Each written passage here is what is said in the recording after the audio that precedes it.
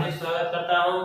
जैसा कि हम लेसन नंबर 8 तक पढ़ चुके थे, आज अपन चर्चा करेंगे लेसन नंबर 2 जिसका नाम है सजीव, विशेषता एवं आवास। ठीक है, इसमें पढ़ेंगे सजीव के बारे में। सबसे पहले देखेंगे अपन सजीव कि सजीव क्या होता है। सजीव क्या होता है?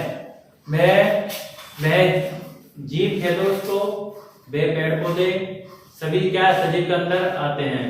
सजीव क्या होता है? जिनके अंदर जीवन पाया जाता है।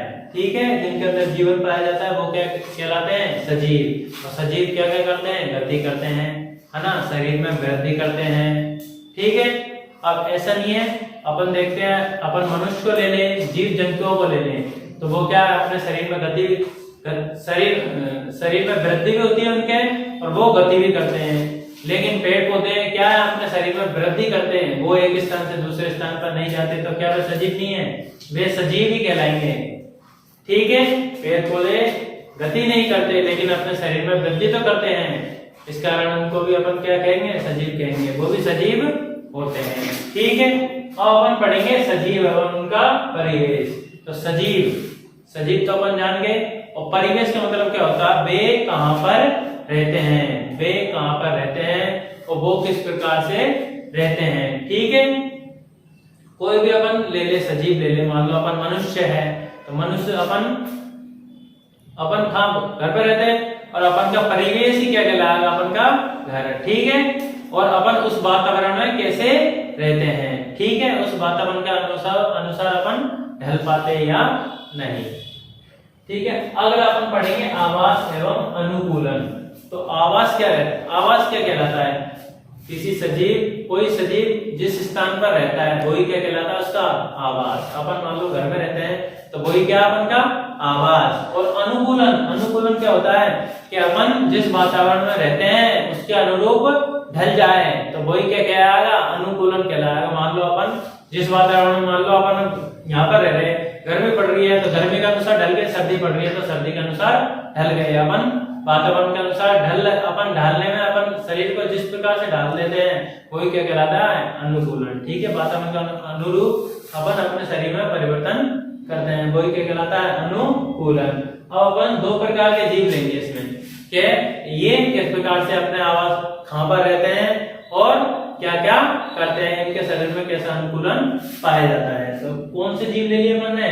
दो जीव ले लिए, एक तो ऊंट ले लिया और एक मछली ले ली। दोनों जीव अलग अलग है, दोनों के आवास अलग अलग है, दोनों के शरीर की बनावट अलग अलग है ना। एक तो रहता है जमीन पर, स्थल पर, और एक रहता है पानी में। तो दोनों में क्या विशेषता है? दोनों कैसे रह पाते हैं? अगर अपन ऊंट को मान लो पानी के अंदर छोड़ते तो वो रह सकता है, और अपन जमीन पे अगर मछली को छोड़ दे तो वो क्या जीवित रह सकती है? नहीं रह सकती, क्योंकि दोनों में अपने शरीर की बनावट अलग अलग प्रकार की होती है, दोनों में अनुकूलन अलग अलग प्रकार का पाया जाता है। तो सबसे पहले अपन ऊंट के बारे में पढ़ेंगे कि ऊंट की क्या विशेषता है जिसके कारण वो मरुस्थल में रह सकता है ना। तो इसमें पढ़ेंगे अपन ऊंट के बारे में। ऊंट में देखो, ऊंट की शारीरिक संरचना उसे मरुस्थलीय परिस्थितियों में रहने योग्य बनाती है। मतलब मरुस्थलीय परिस्थितियों मतलब मरुस्थल में उसके रहने योग्य बनाती है। परिस्थितियों मतलब कि ये रहता है वहां पर, मौसम के अनुसार उसे ढालने में सहायता करती है। ठीक है, ऊंट के पैर लंबे होते हैं। ऊंट के पैर कैसे होते हैं? लंबे, और जिसके कारण क्या है? जिससे उसके शरीर रेत की गर्मी से दूर रहता है। ऊंट के शरीर में क्या है? पैर लंबे होते हैं, तो जिसके कारण उसे रेत की गर्मी नहीं लगती है।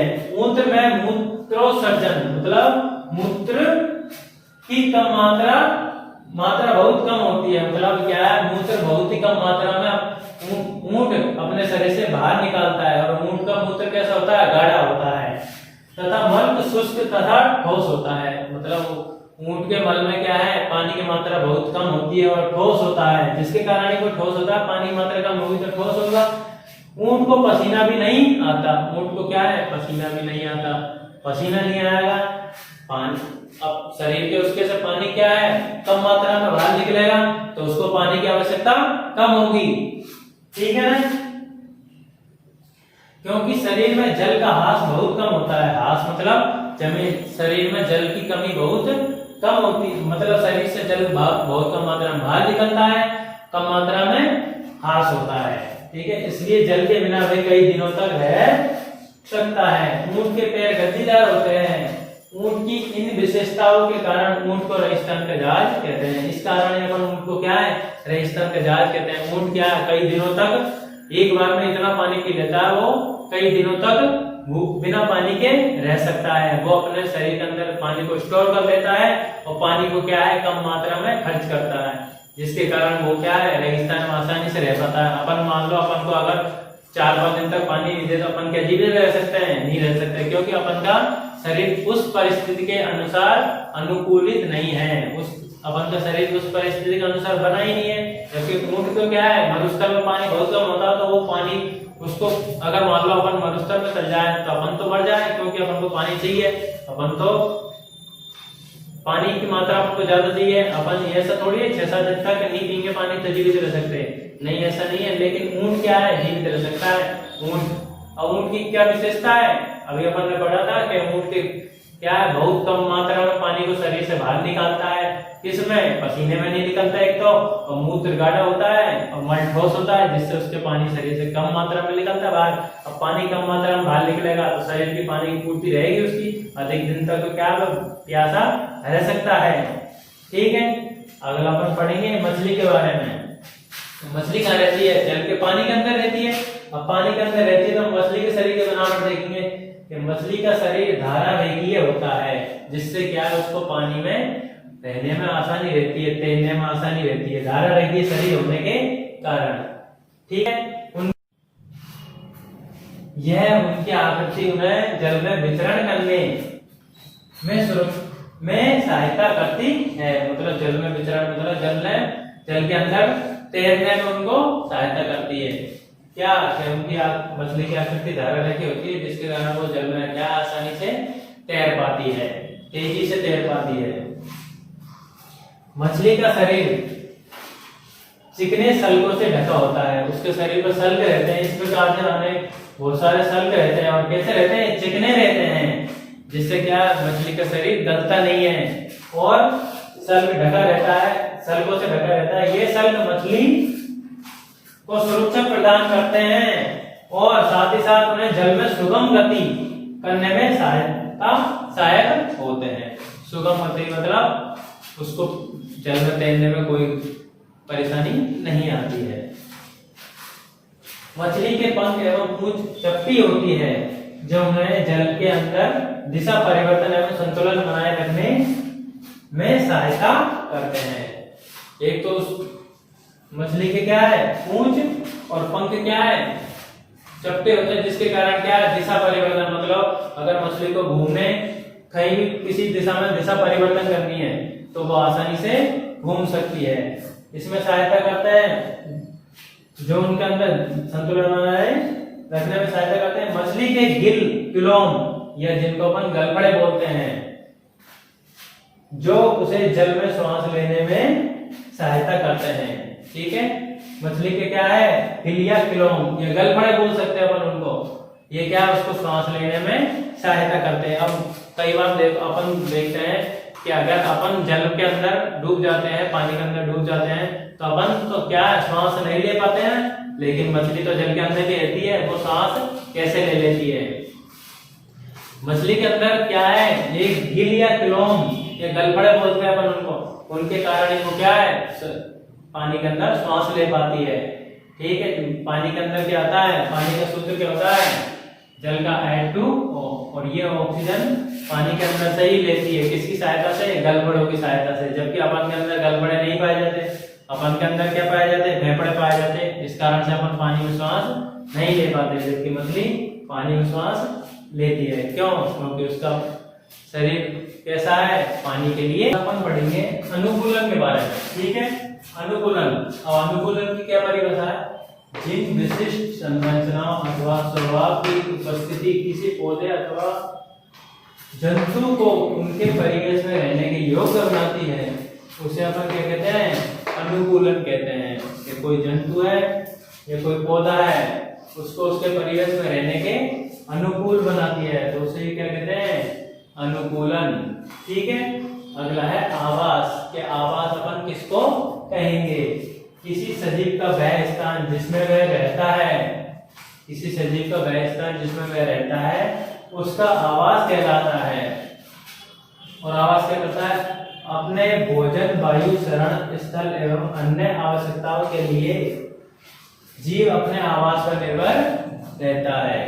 ठीक है, अगला अपन पढ़ेंगे आवास में कौन सा आवास? स्थलीय आवास।